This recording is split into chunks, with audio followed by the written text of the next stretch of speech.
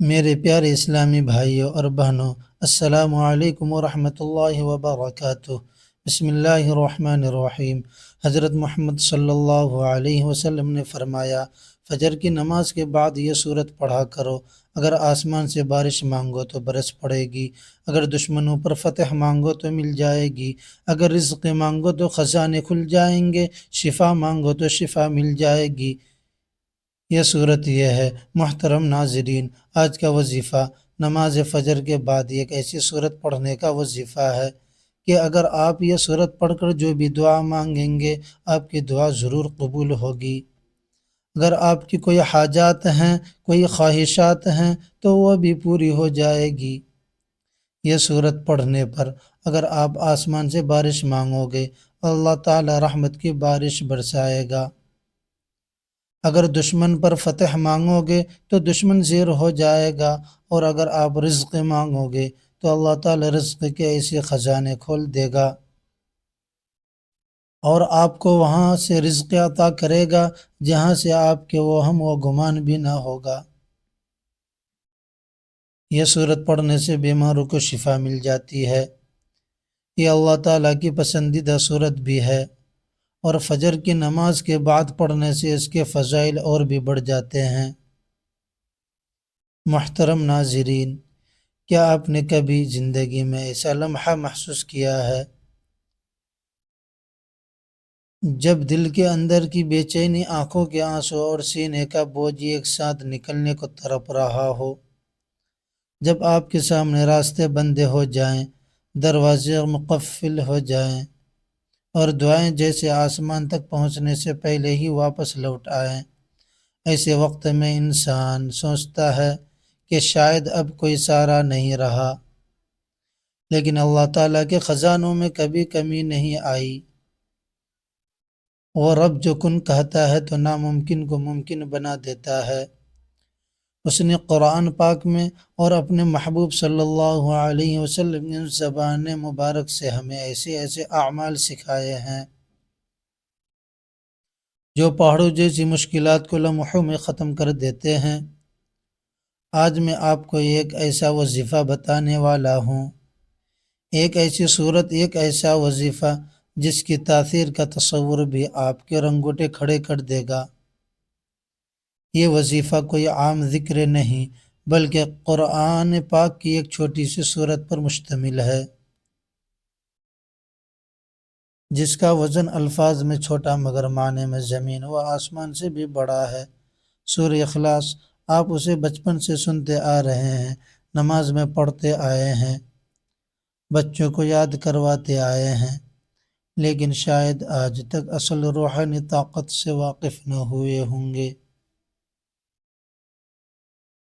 یہ وہ صورت ہے جو توحید کا اعلان ہے، اللہ کی یکتائی کا اعلان ہے، اور مومن کے دل میں اللہ تعالیٰ کی محبت کو مضبوط کرنے والی ہے۔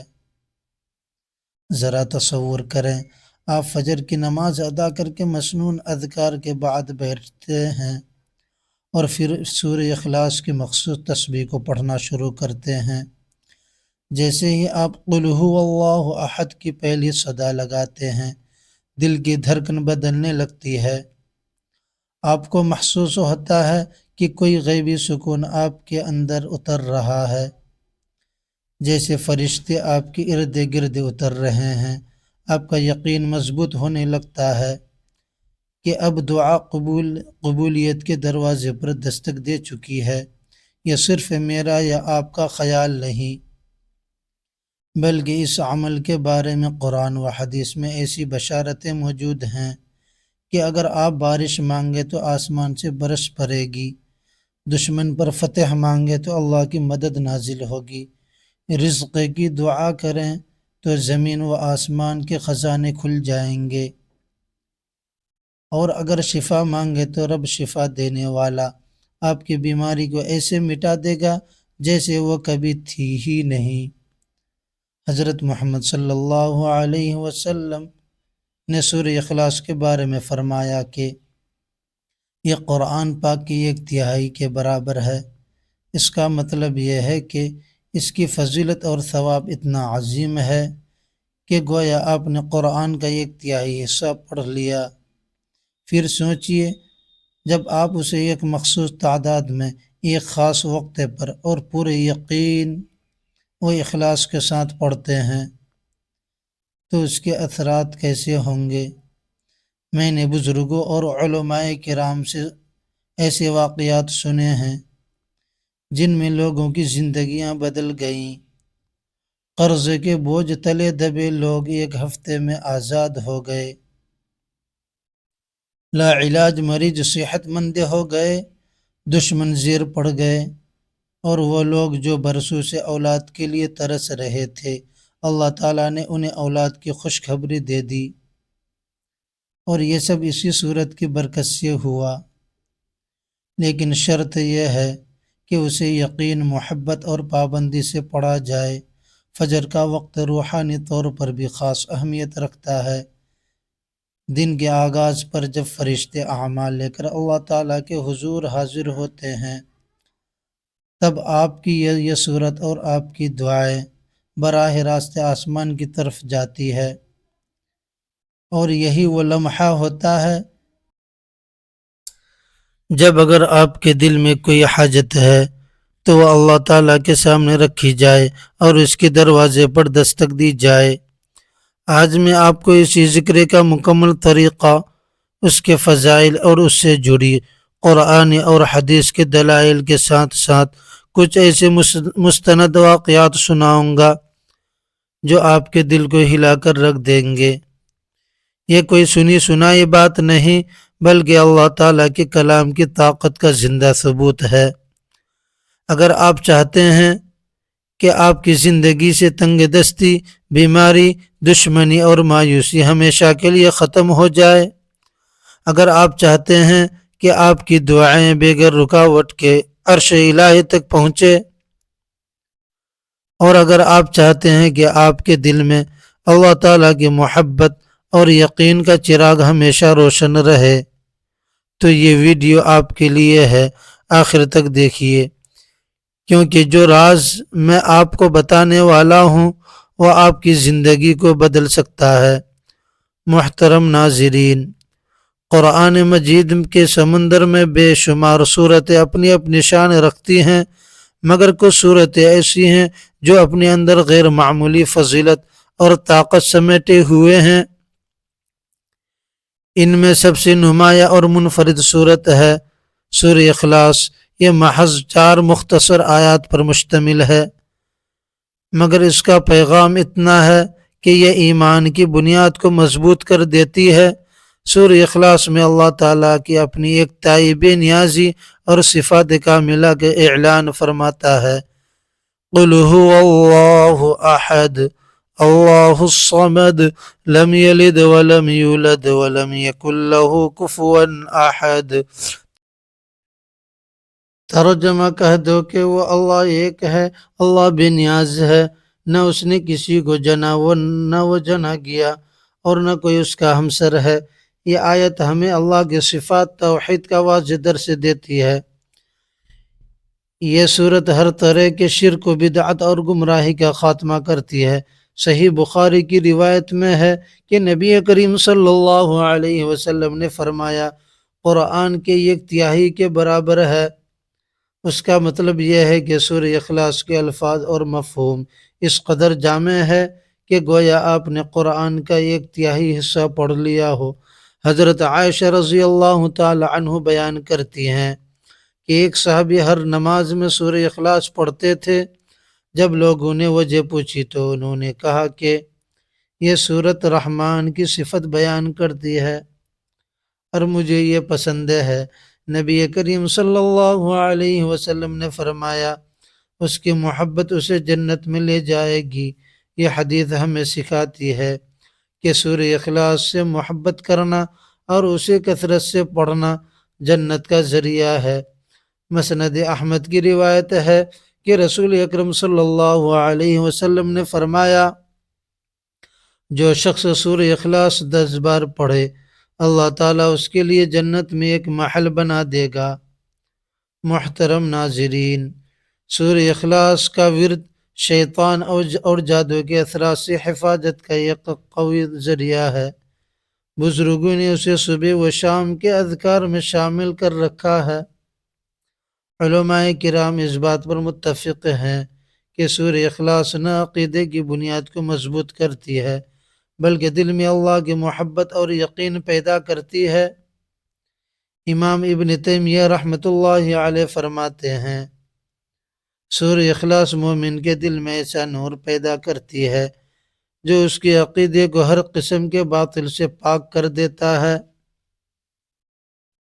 فجر کے بعد یہ سورت پڑھنا خاص تاثیر رکھتا ہے کیونکہ یہ وقت قبولیت دعا کا وقت ہے، اور جب دعا کے ساتھ اللہ کی وحدانیت کا اعلان ہو تو قبولیت کے امکانات کئی گنا بڑھ جاتے ہیں۔ سورہ اخلاص مختصر مگر عظیم پیغام رکھنے والی سورت ہے جو مومن کے ایمان کو مضبوط کرتی ہے، اس کے لیے جنت کا دروازہ کھولتی ہے اور اس کی دعاؤں کو قبولیت کی راہ پر ڈال دیتی ہے۔ محترم ناظرین، دن کے 24 گھنٹوں میں 5 ایسے سنہری لمحات ہیں جن میں ایک مومن اپنے رب سے ہم کلام ہوتا ہے، اور ان میں سب سے خاص مقام فجر کو حاصل ہے۔ حضرت انس رضی اللہ تعالی عنہ سے روایت ہے کہ رسول اللہ صلی اللہ علیہ وسلم نے فرمایا کہ یہ وہ وقت ہے جس میں دعا رد نہیں ہوتی۔ بہت سے علماء کرام نے وضاحت کی کہ فجر کے بعد کی گھڑیاں دعا کی قبولیت کے لیے خاص ہیں، اسی لیے اولیاء اللہ اس وقت خاص ذکر و اذکار میں مشغول رہتے تھے۔ فجر کے بعد ذکر و اذکار کرنے کا یہ خاص پہلو یہ بھی ہے کہ مومن کا دل اللہ کی طرف متوجہ ہوتا ہے۔ فجر کے وقت کی عبادت دل کو نرم اور روح کو صاف کر دیتی ہے۔ یہ ایک ایسا اعجاز ہے جو ہر مومن کے لیے سعادت ہے۔ صحابہ کرام فجر کے بعد مسجد میں بیٹھ کر ذکر کیا کرتے تھے؟ حضرت عبداللہ بن مسعود رضی اللہ تعالی عنہ فرمایا کرتے تھے، جو بندہ فجر کے بعد ذکر الہی میں بیٹھا رہے، اللہ اس کے لیے جنت میں ایک مقام تیار کرتا ہے۔ جب ہم سورہ اخلاص کو فجر کے بعد پڑھتے ہیں تو اس کے 2 بڑے فائدے ہوتے ہیں۔ فجر کا وقت خود قبولیت کا وقت ہے۔ سورہ اخلاص اللہ کی وحدانیت کا اعلان کرتا ہے جو دعا کو مزید مضبوط بنا دیتی ہے۔ یہی وجہ ہے کہ اس عمل کو اختیار کرنے والے اکثر لوگ اپنے حاجات کی جلد قبولیت دیکھتے ہیں۔ ایک بزرگ بیان کرتے ہیں کہ ایک بار قحط کے دن سے لوگ بارش کے لیے دعا کر رہے تھے لیکن بارش نہیں ہو رہی تھی۔ ایک شخص نے فجر کے بعد سورہ اخلاص کی مخصوص تسبیح پڑھ کر دعا کی، اور اس کے دعا ختم ہوتے ہی آسمان پر بادل چھا گئے اور بارش برسنے لگی۔ لوگوں نے کہا یہ اس تسبیح کی برکت ہے۔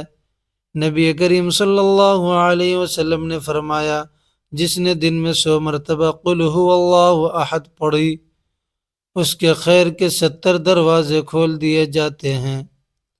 محترم ناظرین، یہ حدیث اس بات کا اشارہ ہے کہ سورہ اخلاص ہر حاجت، چاہے وہ رزق ہو، بارش ہو یا شفا کے لیے دعا کی قبولیت کا ذریعہ بن سکتی ہے۔ حضرت عائشہ رضی اللہ تعالی عنہا سے روایت ہے کہ جب رسول اللہ صلی اللہ علیہ وسلم بیمار ہوتے تو معوذتین اور سورہ اخلاص پڑھ کر اپنے اوپر دم کرتے اور ہاتھ پھیرتے۔ یہ ثبوت ہے یہ سورت بیماری کے علاج میں بھی مسنون ہے۔ اللہ تعالیٰ فرماتا ہے، اور ہم نے آسمان سے پانی نازل کیا برکت کے ساتھ۔ سورہ اخلاص پڑھ کر بارش کی دعا کرنا اسی قرآن سنت کے مطابق ہے کہ ہم وسیلہ بنائیں۔ اللہ کی رحمت کا قرآن میں ہے، اللہ مومنوں کا دوست ہے، وہ انہیں اندھیروں سے روشنی کی طرف نکالتا ہے۔ محترم ناظرین، سورہ اخلاص کا ورد دشمن کی سازشوں کے اندھیروں سے نکلنے اور فتح پانے کا ذریعہ ہے۔ جو اللہ تعالیٰ پر بھروسہ کرے وہ اس کے لیے کافی ہے۔ سورہ اخلاص اللہ تعالیٰ پر توکل کا سب سے بڑا اعلان ہے۔ اور توکل رزق کے دروازے کھول دیتا ہے۔ ناظرین، دنیا میں بے شمار اذکار اور وظائف ہیں، لیکن ان میں سب سے زیادہ مؤثر اور طاقتور وہی ہوتے ہیں جو قرآن و سنت سے ثابت ہوں اور اللہ تعالیٰ کے محبوب بندوں نے انہیں آزمایا ہو۔ سورہ اخلاص کی تسبیح انہی اعمال میں سے ایک ہے۔ یہ محض الفاظ کا مجموعہ نہیں، بلکہ ایمان، یقین اور محبت الہی کا اعلان ہے، اور جب اسے فجر کی نماز کے بعد پڑھا جائے تو اس کا اثر کئی گنا بڑھ جاتا ہے۔ سورہ اخلاص کو کثرت سے پڑھنے کی فضیلت نبی کریم صلی اللہ علیہ وسلم کی کئی احادیث سے ثابت ہے۔ خاص اوقات میں پڑھنا، جیسے فجر یا عصر کے بعد، اہل علم کے نزدیک دعاؤں کی قبولیت کے اسباب میں سے ہے۔ یہ وظیفہ دراصل ذکر قلب اور لسان ذکر کا معراج ہے۔ زبان پڑھتی ہے، دل یقین کرتا ہے، اور اللہ کا نور انسان کے وجود میں اترتا ہے۔ ہر عمل کی قبولیت کی بنیاد نیت پر ہے۔ رسول اللہ صلی اللہ علیہ وسلم نے فرمایا، اعمال کا دار و مدار نیتوں پر ہے۔ اس وظیفے سے پہلے دل میں پختہ نیت کہ یہ ذکر صرف اللہ کی رضا اور اپنی جائز حاجات کی تکمیل کے لیے، نہ کہ محض آزمائش یا دنیاوی دکھلاوے کے لیے۔ وظیفہ شروع کرنے سے پہلے دل میں یہ نیت کریں کہ یا اللہ، میں یہ سورہ اخلاص تیری رضا کے لیے پڑھ رہا ہوں یا پڑھ رہی ہوں، اور اپنے حاجات، مسئلہ رزق، شفا یا بارش، دشمن پر فتح تیرے سامنے رکھتا ہوں۔ ناظرین، وقت کی نزاکت کو مد نظر رکھتے ہوئے چلتے ہیں وظیفے کی جانب۔ آپ نے سب سے پہلے نماز فجر ادا کرنی ہے۔ نماز فجر ادا کرنے کے بعد آپ نے حضور پاک صلی اللہ علیہ وسلم کی خدمت اقدس میں درود پاک کا نذرانہ پیش کرنا ہے۔ ایک بار ثواب کی نیت سے میرے ساتھ بھی درود پاک پڑھ لیجئے۔ اللہم صلی علی محمد وعلی آل محمد کما صلیت علی ابراہیم وعلی آل ابراہیم انک حمید مجید۔ اللہم بارک علی محمد وعلی آل محمد کما بارکت علی ابراہیم وعلی آل ابراہیم انک حمید مجید۔ درود پاک پڑھنے کے بعد آپ نے ایک تسبیح سورہ اخلاص کی پڑھنی ہے۔ بسم اللہ الرحمن الرحیم۔ قل هو اللہ احد اللہ الصمد لم یلد ولم یولد ولم یکن له کفوا احد۔ سورہ اخلاص کے پڑھنے کے بعد آپ نے اللہ تبارک و تعالیٰ کے مبارک ناموں کی ایک تسبیح پڑھنی ہے۔ آپ نے یا وہاب یا رزاق یا کریم، ان تین ناموں کو ملا کر پڑھنا ہے تو ایک شمار ہوگا۔ آپ نے ان تین ناموں کی ایک تسبیح پڑھنی ہے۔ یہ دو تسبیح پڑھنے کے بعد آپ نے ایک تسبیح استغفر اللہ کی پڑھنی ہے، اور پھر دوبارہ درود پاک پڑھنا ہے جو شروع میں پڑھا تھا۔ درود پاک پڑھنے کے بعد آپ نے ایک مرتبہ سورہ مزمل کی تلاوت کرنی ہے۔ یہ وظیفہ پڑھنے کے دوران دل میں اپنی حاجت کا تصور رکھنا ہے، جیسے بارش کی دعا مانگ رہے ہیں تو بادل کا تصور، شفا مانگ رہے ہیں تو صحت مند ہونے کا تصور۔ اہل ایمان کا تجربہ ہے کہ اس وظیفے کو مسلسل 7 یا 21 دن تک کرنے سے حیرت انگیز انکشاف ظاہر ہوتے ہیں۔ کبھی کبھی پہلے ہی دن دعا کی قبولیت کے آثار ظاہر ہو جاتے ہیں۔ سورہ اخلاص کی تسبیح فجر کے بعد ایک مجرب اور روحانی اثر رکھنے والا عمل ہے، بشرطے کہ اسے درست نیت، صحیح طریقے اور مکمل یقین کے ساتھ کیا جائے۔ یہ نہ صرف حاجات پوری کرتا ہے بلکہ ایمان کو مضبوط کرتا ہے۔ وظیفہ مکمل کرنے کے بعد دونوں ہاتھ اٹھا کر عاجزی کے ساتھ دعا کریں۔ دعا میں پہلے اللہ کی حمد و ثنا بیان کریں، پھر نبی کریم صلی اللہ علیہ وسلم پر درود بھیجیں، اور آخر میں اپنی حاجات مانگیں۔ دعا میں یقین رکھیں کہ قبولیت ابھی ہوگی۔ محترم ناظرین، یہ تھا سورہ اخلاص کا تسبیح کا وہ عمل جو نہ صرف قرآن و حدیث سے ثابت ہے بلکہ صدیوں سے بزرگان دین کے تجربات اور لاکھوں مسلمانوں کی دعاؤں کی قبولیت کا ذریعہ ہے۔ یہ عمل ہمیں یاد دلاتا ہے کہ اصل طاقت اور اختیار صرف اللہ تعالیٰ کے پاس ہی ہے۔ وہی بے نیاز ہے، وہی رزاق ہے، وہی شافی ہے، وہی دشمنوں پر غالب آنے والا ہے۔